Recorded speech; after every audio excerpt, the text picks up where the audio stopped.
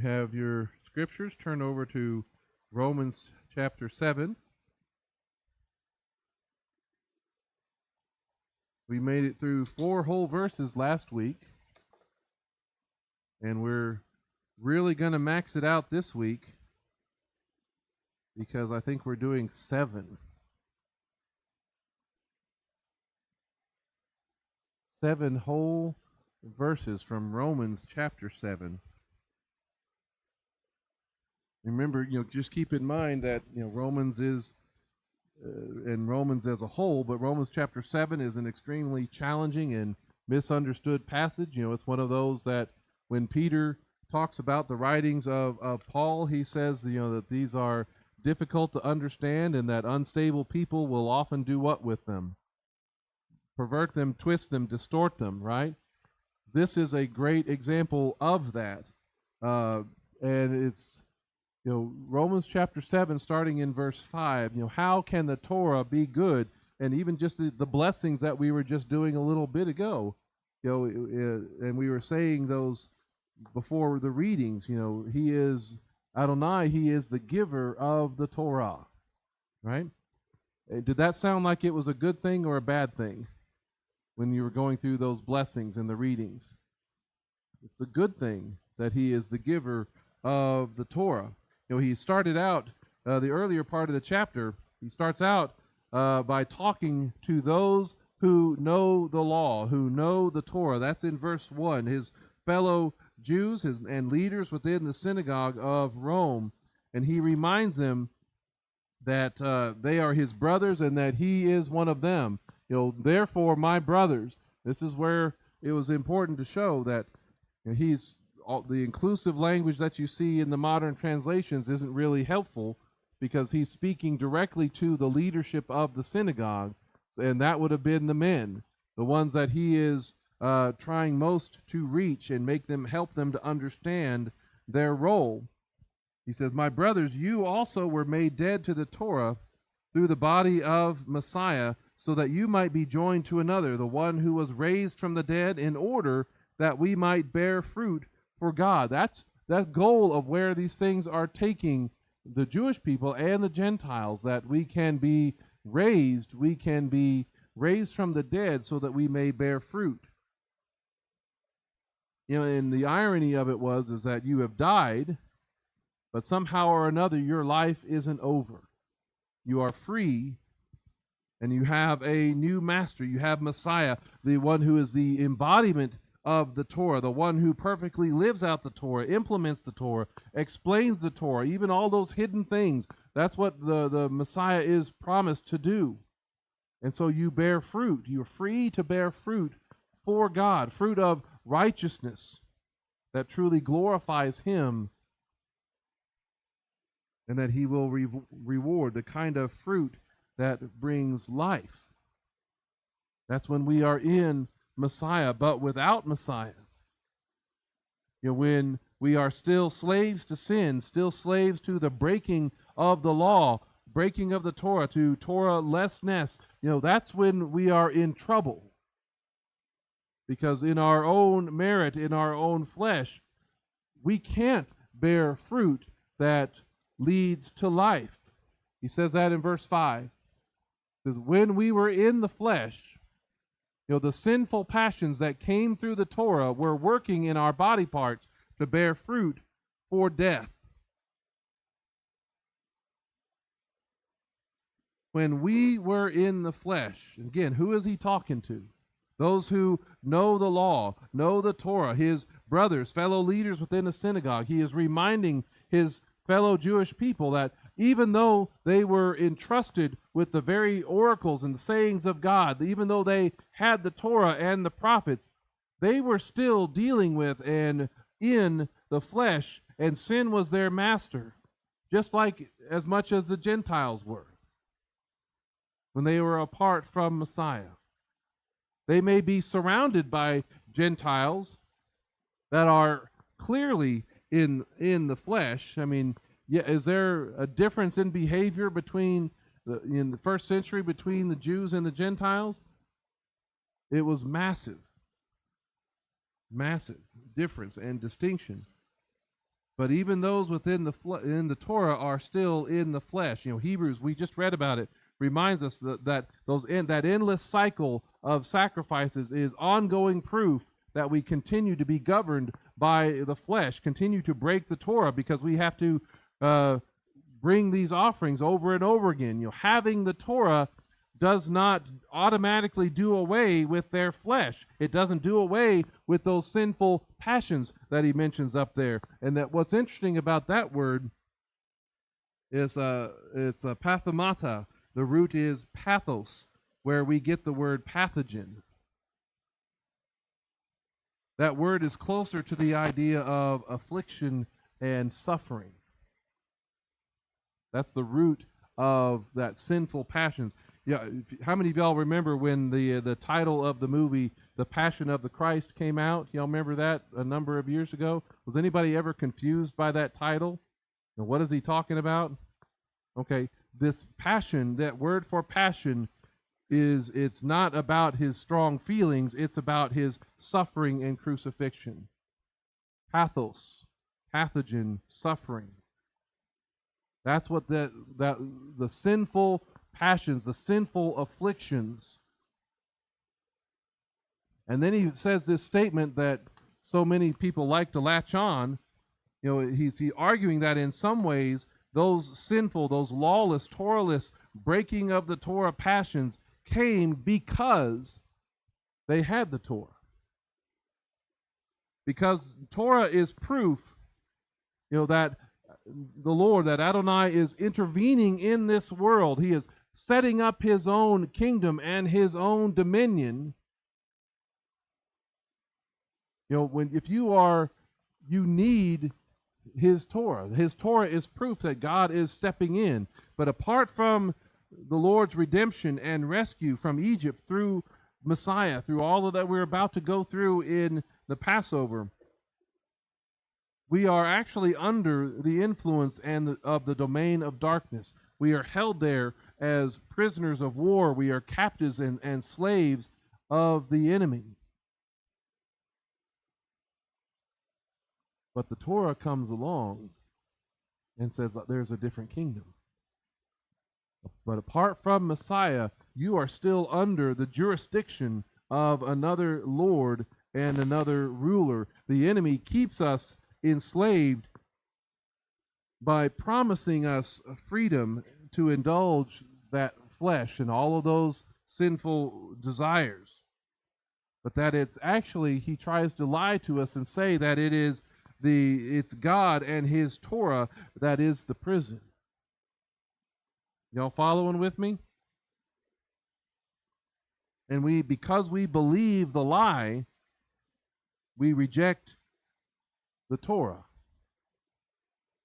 We don't submit to it. We reject the law of the true king and the freedom that comes with it, because our flesh loves to fight for the kind of freedom that the enemy promises, not the kind of freedom that God promises.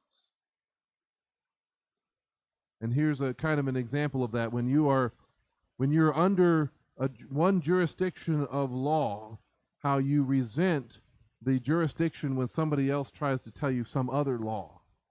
How many of y'all remember, I think it was last year or so, when Vice President J.D. Vance was over in Europe, and he was coming down pretty hard on England because of how they were arresting people for online posts, free speech type of things. Do anybody remember hearing about that?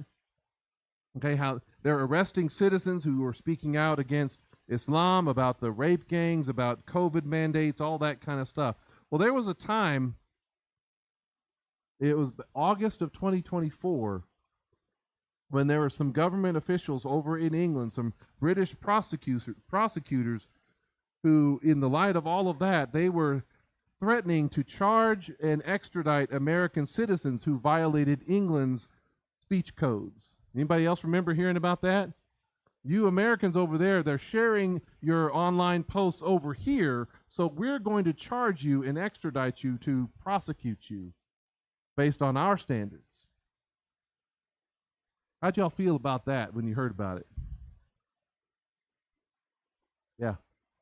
That was kind of a lot of our reactions. No, no, no, no, no. I don't think so.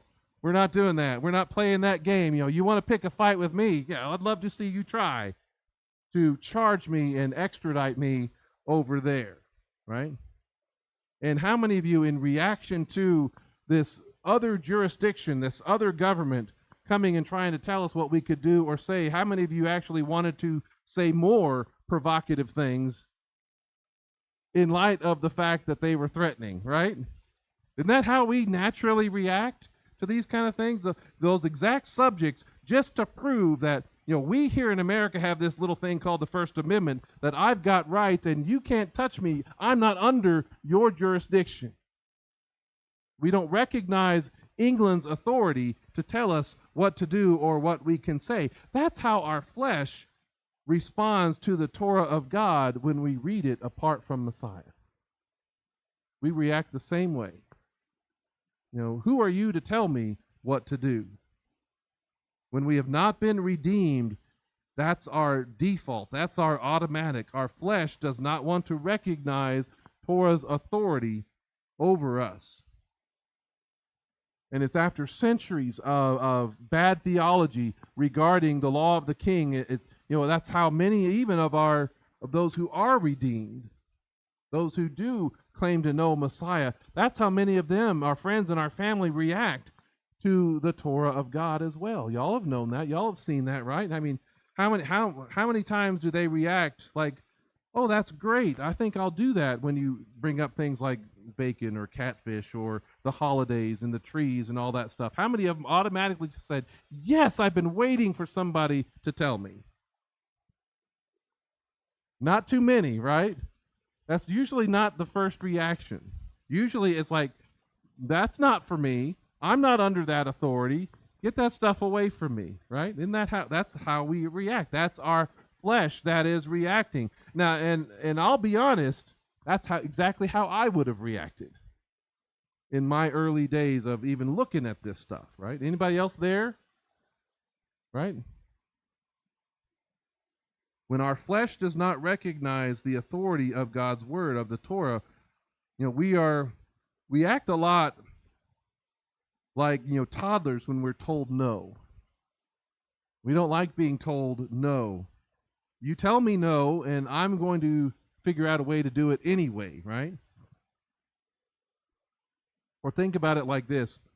I have movie references, and I apparently have movie references to things that people have never seen or don't know. There's a moment like this in the movie Joe versus the Volcano with Tom Hanks. Anybody else seen that one, or am I alone? Because everybody I've mentioned it to is like, I've never even heard of that one. There's a moment in that where the character is working in this really depressing job. But for years he's sitting next to this pipe with this big sign that says, "Do not touch." Well, guess what he thinks about doing every day when he goes in? He's thinking about that sign and what's going to happen if I turn that wheel, right? Because it's telling me not to. And so when the character finally kind of snaps, guess what he does? That's what he does. He's turning the wheel because it told him not to. Of course, he was actually very disappointed at the outcome of all of that. But this is what Paul is talking about, what he means when he says the sinful passions that came through the Torah. Something in our fallen nature just balks at that authority. Something about the Torah, about the law, awakens and stirs up in us a desire to not do what we are told. And if we're honest with ourselves, don't we still have that reaction to a lot of things? I mean, it's not gone from me. Some things still provoke that kind of reaction. But the question that Paul is dealing with, because he's had that accusation of being told that, well, Paul, by not holding the Gentiles to this standard, Paul, you're going soft on the Torah. And the question is the Torah at fault, or are we? Where's the fault lie in this situation? If, because we have the Torah, that all of a sudden we have this problem, If he's been accused of telling people to abandon the Torah and the customs of their fathers, he has to answer this question clearly, right? So even after he says the sinful passages that came through the Torah, he says, what shall we say then? Is the Torah sin? Is the Torah, the law of God, the law of the rightful king, is that sin? Is that Torah of God, is it really the breaking of the law? Is it the source of our breaking of the law? Is the law the problem? Is the Torah at fault? Does the Torah cause us to sin? Is the Torah bad, or is it bad for us? Would we be better off never having heard it or receiving the Torah? Would we be better people? Would we act better without God's instructions? What do y'all think about that? Would the world be better the more we ignored God's Torah, God's law? No, we would not be better. But again, that's what some people were starting to accuse him of and teaching in his arguments with the Gentiles. That the Torah is, you're saying that the Torah is bad for us. And so when we come along and we hear and we talk about Torah and the importance of all those things and living your life by that, and somebody comes along and says, "But have you even read Galatians?" Right? You're laughing because it's happened to you before. Every week. Right? In terms of justification, in terms of being saved and how you are saved and all of that, works of the law don't contribute to justification. But the problem is that when some people read Galatians and Romans and things like that, they read these things, but they don't understand them and the argument that he's trying to make. Those people act as if the answer to the question, is Torah sin? They look at it and their answer to that question is what? Yes. They act like that's the correct answer, that the Torah is the problem. Of course, they need to go back, and we have a whole series on Galatians that if you haven't seen it yet, if I've sent it to you like in the last week, you might want to go and check it out. Because Galatians is all about justification. In previous weeks in Romans, even chapter 3, which is written after Galatians, he says, no one is justified based on Torah observance. But then again, what about after justification? Is the Torah irrelevant? Is it nothing? Is the Torah bad for the believer? What shall we say then? Is the Torah sin? And his answer is, may it never be. Absolutely not. God forbid that that's the conclusion that people come to. But again, to hear some people talk today, the Torah of the King, our Redeemer, the one who gave the Torah on Mount Sinai, the written word, embodied and fully kept by the living word, they act like it's not good for us. And without even realizing it, modern interpretations are saying something bad really about him, about the giver of the Torah, when they are so happy to get away from it, when they misinterpret this to say that Torah is the problem. They're essentially saying that the Father has not given them a good gift. He is the giver of the Torah, but what he gave us hurt us and wasn't good for us. Yeshua talks about that. What man among you, when his son asks him for bread, will give him a stone, or when he asks for a fish, will give him a snake? If you then, being evil, right, you're the ones that have the sin problem. If you know how to give good gifts to your children, how much more will your Father in heaven give good things to those who ask him? When you're rejecting the Torah, what are you saying? One of those good things given by the Father is the Torah. And by rejecting Torah, believers are describing God as one who, instead of giving daily bread, gives a daily stone. Or when asked for a fish, it's God who is giving us a snake. They are impugning his character and his intent, and they probably don't realize that's what they're doing. It's probably not intentional, right? But that's what's happening. To reject the king's law is to reject the king who gave it. And it's also to reject his authority. He may be your Savior, but is he your Lord? Those are questions that we've asked all over the years. And again, because the modern understanding of the Torah is that we are set free from it. We don't want to be under it. We don't want to concern ourselves with it. We don't really want it. That causes even a further bias to misinterpret Paul's statement about those sinful passions coming through the Torah. And bias to answer affirmatively to his question about the Torah being sin. This mindset essentially accuses the Torah of being our source of temptation. And thus, if the Torah is our source of temptation, then who is the source of our temptation? The one who gave it. Right? And yet that's the opposite of what James has to say about the subject, right? He says, let no one, when he is tempted, saying, I am being tempted by God.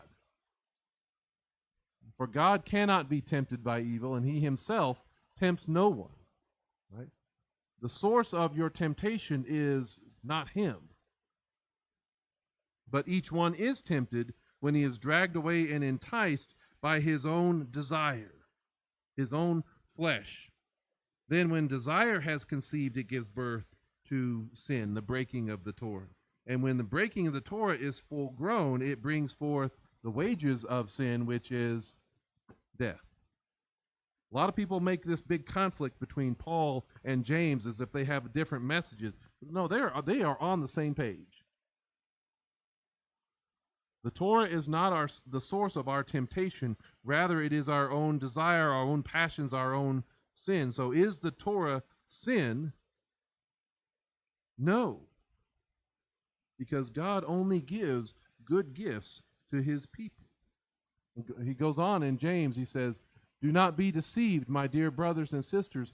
Every good gift and every perfect gift is from above, coming down from the Father of lights, with whom there is no variation or shifting shadow. It's as if they're talking about the same issues here. And of those good gifts, those blessings, those advantages that Paul had talked about earlier in the book, even James agrees with him that and considers the Torah freedom and a source of blessing, because this is verse 17 here, but just a few verses later in verse 25, he says, the one who looks intently into the perfect Torah, the Torah that gives freedom and continues in it, not becoming a hearer who forgets, but a doer who acts, he shall be blessed in what he does. So does James think that the Torah of God is a good thing? Yes, he does. The Torah is not lawlessness. Rather, it reveals our lawlessness. Torah proves that God is right when he judges us, with his righteous judgment. And since Moses in the Torah wrote about Yeshua, that's John chapter 5, the Torah is also the one that, or the thing that reveals the source of our freedom, the source of our justification. The Torah reveals the hope and the coming of Messiah. The Torah is God's instruction so we can know the standard and the character of God, his heart and his holiness. Going back to Romans, and he says, what shall we say then? Is the Torah sin? May it never be. On the contrary, I would not have known sin except through the Torah. I would not have known what was or was not sin, what was or was not a violation of God's standards, I would not have known what pleased him or what doesn't please him apart from the Torah, because on our own, we have no clue. On our own, we don't know what the standard is, because we are not the standard as much as we would like to be. Because we can't set the standard, because what's the problem with my standard versus your standard, just any random standard. Which one's better? Mine, of course, but that's not saying anything, right? My standard's clearly better than yours, right? How do I back that up? You're saying yours is better? Well, man, that's fighting words right there. We go to war for that kind of stuff, right? Your culture is different from mine. I say this is wrong, you say something is not wrong. And so we need an outside objective standard. And so when we wonder whether something is sin or it's not sin, it's the Torah that draws the line so you can know which side of it you're on. And I hope this shows up right, because it's not looking right. Yeah, this was not like that previously, so I don't know what happened. But the line in the sand kind of thing is drawn, and I'm failing right now because of this. But they're supposed to be on each side of the line, sin or not sin. So my computer programming is sinning at the moment and failing, not living up to my standard. But Torah defines sin so you can know which side of the line you're on. And when the kingdom comes and you look at the standard, this kind of implies like this, as if it's possible to stand on the fence. Is that possible? No. You cannot stand on the fence. You're going to be on one side or the other. And to prove his point about knowing sin and knowing lawlessness, thanks to the Torah, he brings up this concept of coveting. I would not have known sin except through the Torah. For I would not have known about coveting if the Torah had not said, you shall not covet. Coveting comes so naturally to us. It's like base human nature. It's so normal that I would never have thought that coveting, wanting what somebody else has for myself, that desire, that lust is even wrong in God's eyes. The root word for the word coveting in Greek in the New Testament is thumos, and it means more like anger, heat, and boiling rage. That's what coveting is supposed to bring to mind, and you see it at an early age, right? You see a room full of toys. One child comes in and almost overwhelmed by the number of toys they could pick up and play with. They don't know which one to choose, and they'll pick up one and are happy with it for a while, and then they'll drop that one and pick up another one and leave that first one behind and not even think about it until what happens? Until another child comes in that room and picks up that same toy that they've already forgotten about and dropped and completely ignored, right? All of a sudden, that toy becomes the most important toy and most valuable toy in the room, right? Have y'all seen this before? Surely. Never seen it? Never happened? You have gifted children. All of a sudden, they're coveting it, and they've got to have it back. Coveting starts very young. It's one of the first violations of God's commandments that gets exposed in our lives. Y'all realize that? Coveting is one of the first things that is revealed. And so when Paul says, I would not have known about coveting if the Torah had said, you shall not covet, it's like he's saying, I had no idea. I had no idea how much my life was built on coveting other people's things, comparing myself to them and what I imagine that they have compared with what I have. And it's not just about money and bank accounts, women, houses, and cars. Nowadays, it includes how much leisure time do you have? How can you have ability to travel? Do you have a good paying job? Do you have one job? Do you have a good cell signal on your phone?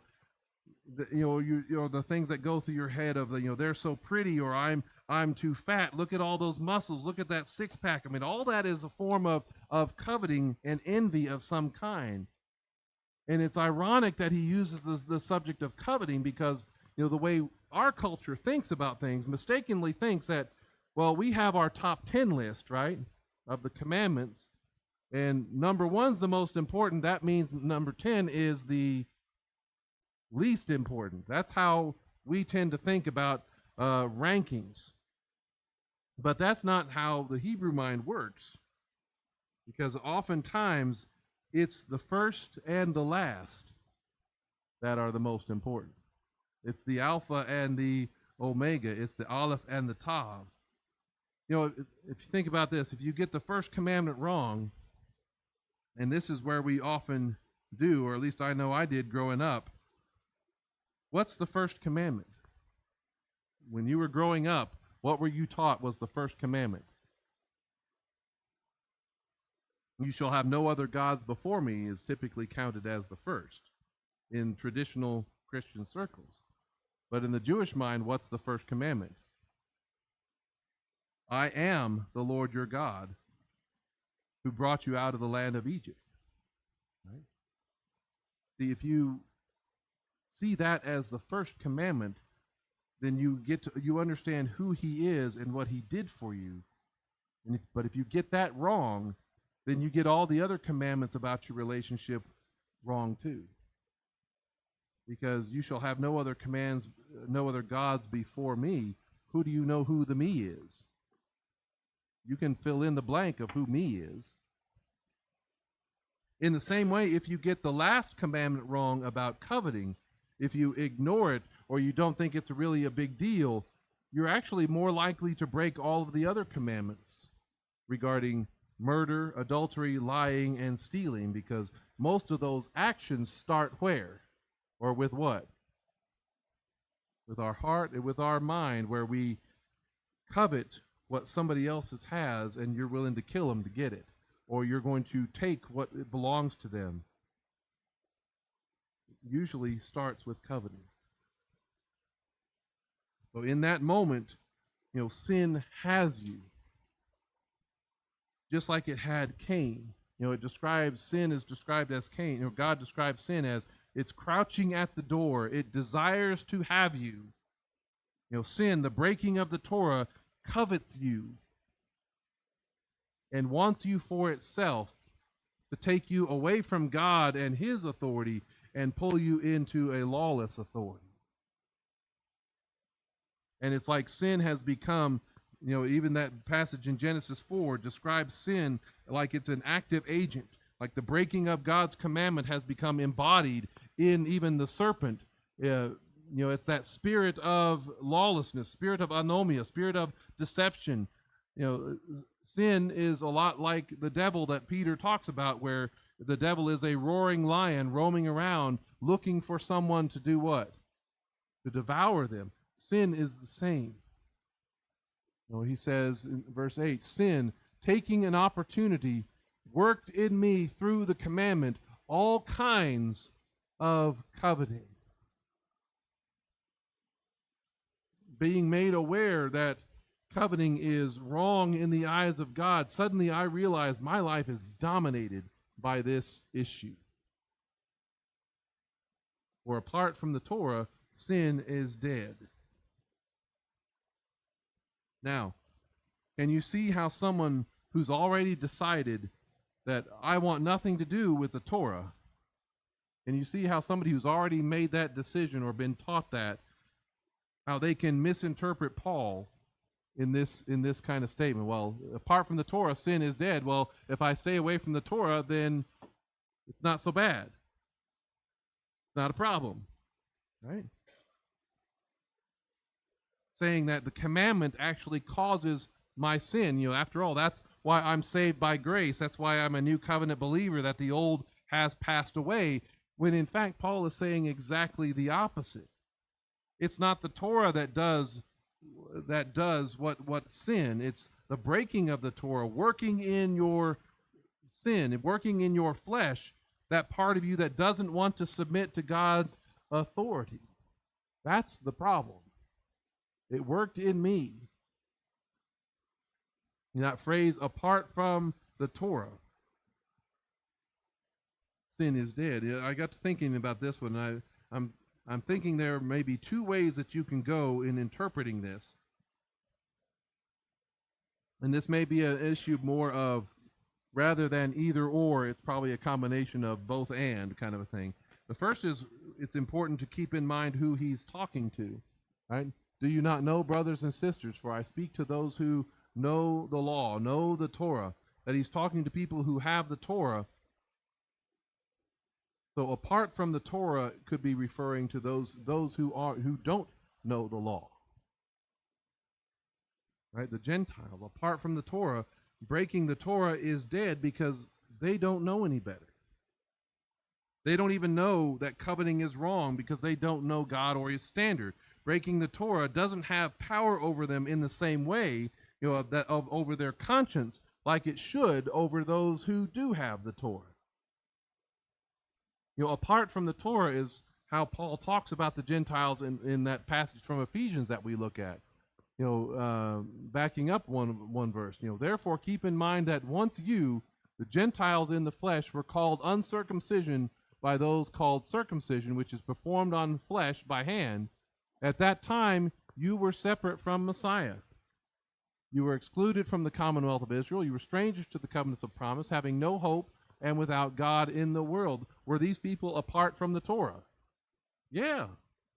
Were they concerned at all that they were apart from the Torah? Were they worried about breaking God's commandments? No. It didn't cross their mind. Right? But the second way of understanding it, and again, it's maybe more of a both and, apart from the Torah may be referring to the fact that you've been set free. Because what did he say just a little while ago? Sin was your master, right? But now in Messiah, it's not. Apart from the Torah may be referring to that. Sin is no longer your master.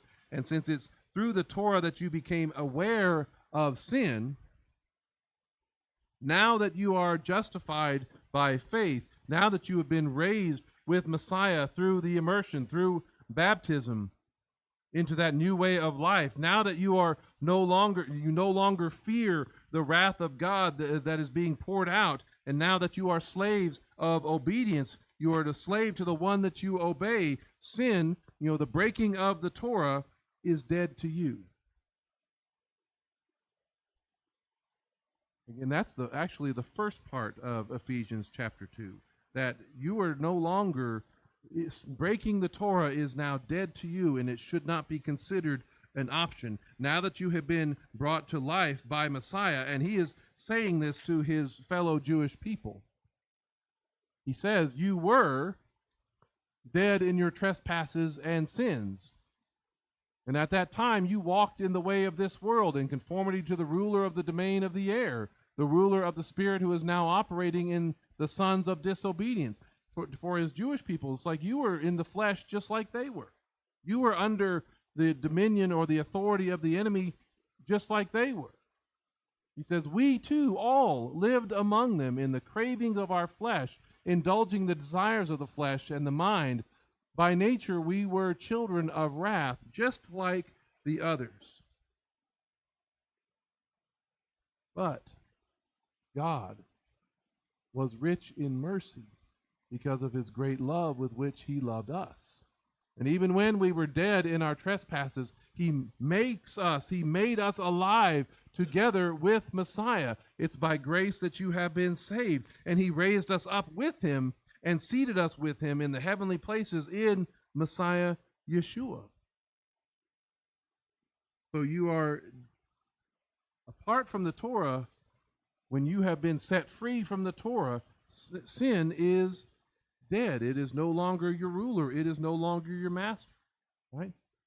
So it's in him, he has seated us with him in the heavenly places in Messiah to show in the Olam Haba, in the world to come, the measureless richness of his grace and kindness toward us in Messiah Yeshua. For by grace you have been saved through faith. That's justification. It's not from yourselves. It is the gift of God. It is not based on deeds, not based on works, not based on keeping the Torah, so that no one can boast as if they've earned it or deserved it. For we are his workmanship, created in Messiah Yeshua for good deeds. So the good deeds come after. The good works come after. The works of the Torah are meant for those that have been redeemed. Created in Yeshua for good deeds, which God prepared beforehand so that we might walk in them.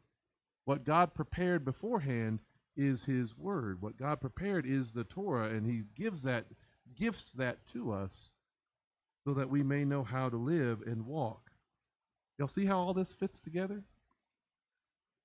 Ephesians was written just a few years after he wrote Romans, but it sounds a lot like, all of this that we've just been looking at sounds a lot like verse 9, where he says, sin, taking an opportunity, worked in me through the commandment all kinds of coveting, for apart from the Torah, sin is dead. Once I was alive apart from the Torah, but when the commandment came, sin came to life, and I died. The commandment meant for life was found to cause death. So even those without the Torah, right, we're alive because they're made in the image of God. They have value. They have the breath of life in them, and Adonai wants to save them. Before the commandment, again, I was just going along, minding my own business without a care or concern in the world about the wrath of God that is to come, because I'm not even aware of it.